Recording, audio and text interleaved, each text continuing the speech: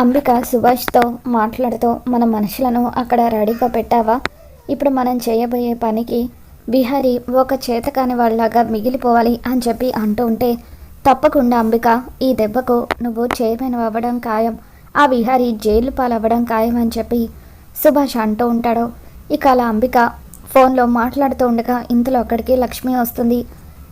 ఏంటి, విహారీ గారి మీద మళ్ళీ ఏం కుట్ర చేయబోతున్నారు అని చెప్పి లక్ష్మి అంటూ ఉంటే, అంబిక కంగారు పడిపోతూ కొంపదీసి ఇది మొత్తం వినేసిందా ఏంటి అని చెప్పి, ఆయన విహారీ మీద నేనేం కుట్ర చేస్తాను, నువ్వు అనవసరంగా ఏదేదో ఊహించుకొని పిచ్చి పిచ్చిగా వాగొద్దు అని చెప్పి అంబిక అంటూ ఉంటుంది. ఇక దాంతో లక్ష్మి, లేదు, ఖచ్చితంగా విహారీ గారి మీద మీరు ఏదో కుట్ర చేస్తున్నారు, నేను విన్నాను అని చెప్పి లక్ష్మి అంటూ ఉంటుంది.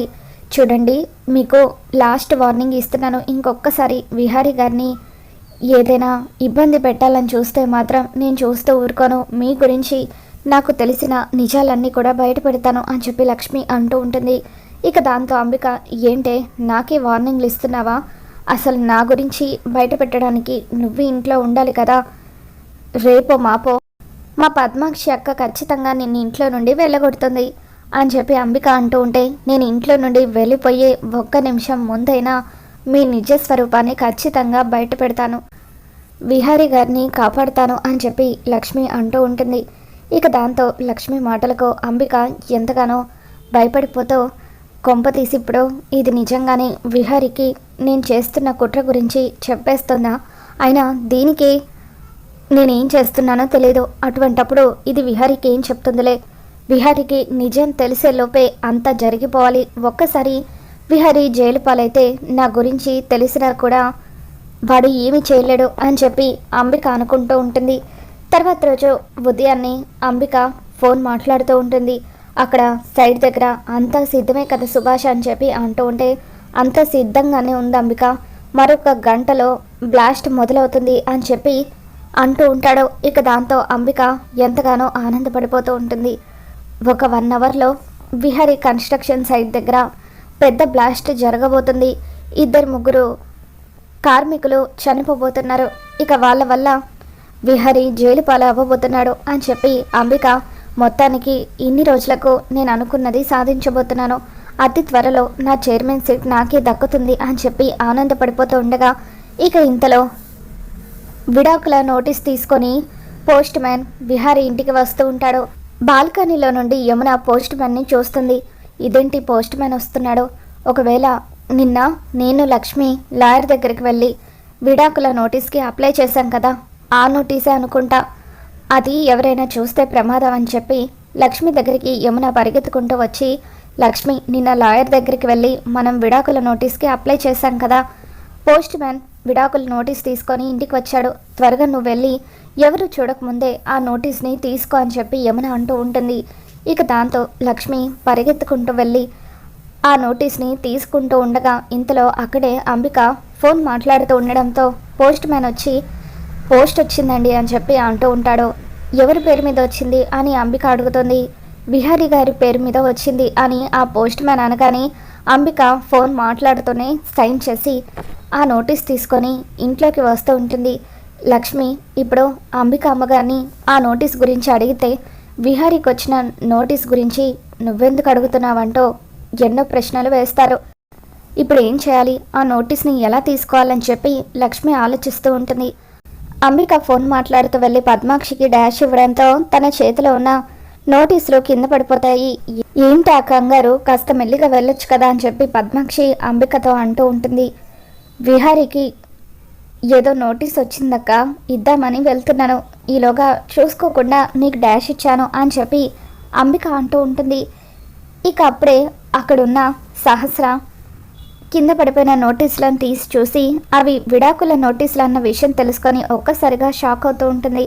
ఇవి లక్ష్మి బావకు పంపించిన విడాకుల నోటీస్ అనుకుంటా, ఇప్పుడు అమ్మ వాళ్ళు ఈ నోటీసులను చూస్తే ఇంకేమైనా ఉందా, అంతే సంగతులు అని చెప్పి సహస్ర వాటిని దాచిపెట్టాలని ప్రయత్నిస్తూ ఉంటుంది. ఇక అప్పుడు పద్మాక్షి, విహారీకి కోర్టు నుండి నోటీస్ రావడం ఏంటి, ఎవరు పంపించుంటారు, సహస్ర ఒక్కసారి ఆ నోటీస్ ఇలా ఇవ్వవే అని చెప్పి అంటూ ఉంటే, అమ్మ నీకెందుకమ్మా ఈ నోటీసులు, అయినా వచ్చింది బావకు కదా, నేను బావకి తీసుకువెళ్ళి ఇస్తాను అని చెప్పి సహస్ర అంటూ ఉంటుంది. ముందు ఆ నోటీసులు ఇలా ఇవ్వు. ఈ మధ్య విహారీ మనకు తెలియకుండా ఏవేవో చేస్తున్నాడు, ఇలాంటివి తెలుసుకుంటే మనకు కూడా మంచి జరుగుతుంది కదా అని చెప్పి పద్మాక్షి సహస్ర చేతుల్లో ఉన్న డైవర్స్ నోటీసులను లాక్కొని చూస్తూ ఉంటుంది. ఇక అందులో ఉన్నది చదివిన తర్వాత పద్మాక్షి ఒక్కసారిగా షాక్ అవుతూ, ఇదేంటి డైవర్స్ నోటీస్ లాగా ఉంది, కొంప తీసి విహారీ నీకు కానీ డైవర్స్ ఇస్తున్నాడే ఏంటి అని చెప్పి కంగారు పడిపోతూ అందులో ఉన్న పేర్లను చదువుతూ ఉంటుంది. వదిన, ఆ నోటీసులు ఇలా ఇవ్వదిన, విహారీ పేరు మీద వచ్చాయి కదా, వాటిని మనం చదవడం కరెక్ట్ కాదు అని యమున అంటూ ఉంటే, ఏ యమున ఒక్క నిమిషం ఉండు, నాకు తెలియకుండా నువ్వు నీ కొడుకు ఏం గూడుపుటాన్ని చేస్తున్నారు అని చెప్పి పద్మాక్షి పేర్లు చదువుతూ ఉంటే అందులో కనక మహాలక్ష్మి పేరుతో పాటు విష్ణు విహారీ అనే పేరు కూడా కనిపిస్తుంది. ఇక దాంతో వాటిని చూడగానే పద్మాక్షి ఒక్కసారిగా షాక్ అవుతూ, ఇదేంటి లక్ష్మి విహారీకి డైవర్స్ నోటీసులు పంపించడం ఏంటి అని చెప్పి, ఏ లక్ష్మి ఏంటి ఇదంతా, నీ మొగుడు ప్రకాష్ అయితే నా అల్లుడు విహారీకి నువ్వు డైవర్స్ నోటీసులు పంపించడం ఏంటి, మర్యాదగా నిజం చెప్పు, చెప్తావా లేదా అంటూ పద్మాక్షి లక్ష్మి చెంప పగలగొడుతుంది.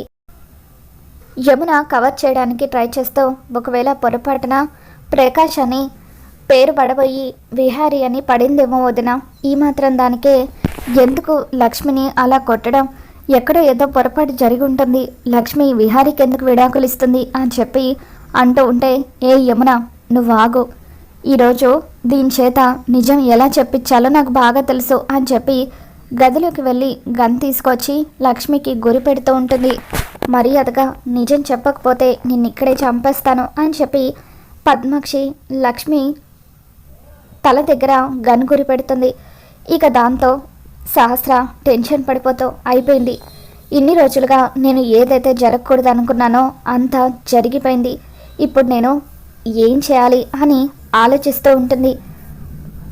అమ్మ వాళ్ళతో సహా ఇంట్లో అందరికీ నిజం తెలిసిపోతే అందరి దృష్టిలో నేను బావకు రెండవ భార్యను అవుతాను అని సహస్ర కంగారు పడిపోతూ ఉంటే అప్పుడు పద్మాక్షి, ఏయ్ మర్యాదగా నిజం చెప్పవే అంటూ లక్ష్మిని షూట్ చేయబోతూ ఉంటే అప్పుడే విహారీ అత్తయ్య అని గట్టిగా అరుస్తూ కిందకు వస్తూ ఉంటాడు.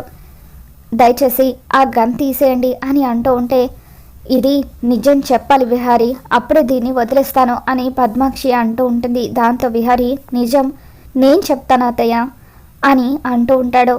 ఇక దాంతో పద్మాక్షి అంబిక వీళ్ళందరూ షాకింగ్గా చూస్తూ ఉంటే, లక్ష్మి మరెవరో కాదు, నేను తాళి కట్టిన నా భార్య,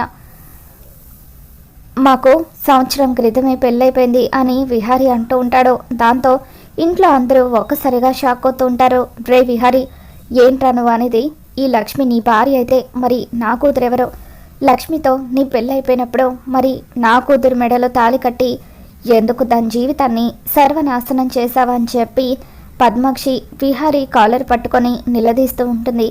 ఇక దాంతో లక్ష్మి ఎంతగానో ఏడుస్తూ ఉంటే సహస్ర కూడా విహారీని నిలదీస్తూ, ఏంటి బాబా ఇదంతా, అసలు ఏం జరుగుతుంది ఇక్కడ, ఇన్ని రోజులు లక్ష్మి మీద జాలితో నువ్వు తనతో అభిమానం చూపిస్తూ చనువుగా ఉంటున్నావు అనుకున్నాను, కానీ ఇలా దాని మెడలో తాళి కట్టి మళ్ళీ నా మెడలో రెండోసారి తాళి కట్టి నన్ను మోసం చేస్తావని అస్సలు ఊహించలేదు అని చెప్పి సహస్ర కూడా విహారీని నిలదీస్తూ ఉంటుంది.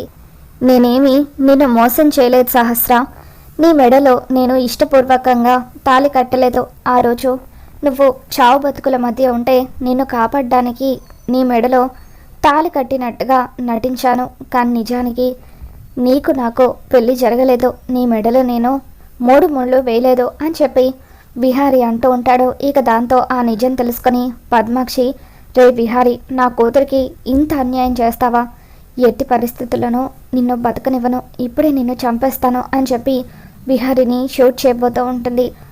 అమ్మ వద్దమ్మా, విహారీ గారు ఎటువంటి తప్పు చేయలేదు, దీని అంతటికీ కారణం నేను, నన్ను చంపండి అని లక్ష్మి ముందుకు వస్తూ ఉంటుంది.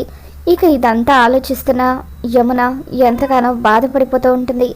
ఇక అలా ఇంట్లో గొడవ జరుగుతూ ఉండడంతో ఒక్కసారిగా యమునకు గుండెపోటు వస్తుంది. అలా గుండెపోటుతో యమున కుప్పకూలిపోవడంతో అందరూ కూడా ఒక్కసారిగా షాక్ అవుతూ యమునని పరుగున హాస్పిటల్కి తీసుకుని వెళ్తూ ఉంటారు. మరి మొత్తానికి విహారీ లక్ష్మి ఇద్దరు భార్యాభర్తలన్న నిజమైతే అందరికీ తెలిసిపోయింది. యమున విహారిని లక్ష్మిని దూరం అనుకున్నందుకు శిక్షగా దేవుడు తనకి గుండెపోటు వచ్చేలాగా చేశాడు. మరి ఇప్పటికైనా యమున లక్ష్మి విహారీల బంధాన్ని అర్థం చేసుకుంటుందా? అసలు ఏం జరగబోతుందో మళ్ళీ మన ఛానల్లో తెలుసుకుందాం. ఈ వీడియో మీకు నచ్చినట్లయితే తప్పకుండా లైక్ చేయండి.